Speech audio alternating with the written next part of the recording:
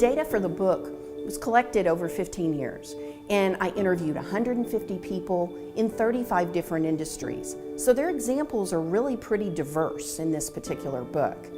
For example, I have a chapter on hospitals who asked people to bring their personal devices to work, and then they were using them for patient care. There's also a chapter on meetings. Organizational meetings are something that people who are knowledge workers know quite a bit about, but it's pretty controversial when you bring your personal mobile device. Is it acceptable or is it not?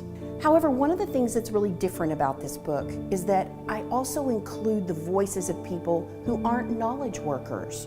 So for example, I have manual labor workers, and I also have customer service workers. Their stories are pretty different than the people who have a lot of autonomy and mobility in how they do their work.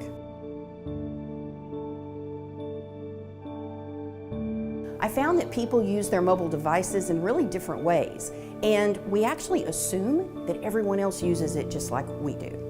Well, in the book I developed this concept called a reachability window, and it's the idea that some of us are reachable at different times during our days depending on the type of work that we do.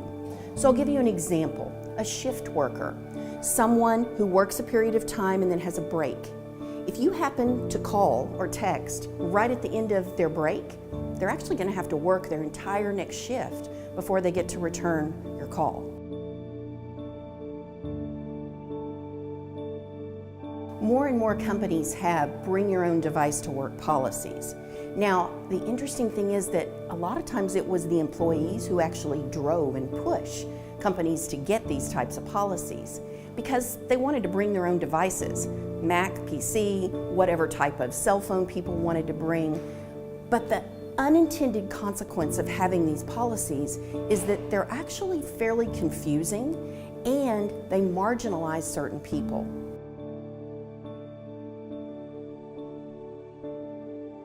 By taking a historical approach, this book should appeal to people of all different ages.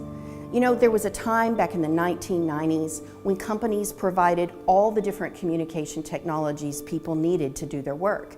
They were expensive, but then as the cost came down, people started bringing their personal mobiles to work. Things got a little tricky. That's when we started having to negotiate for control. Ultimately, we're actually arguing today over who has a right to communicate at work.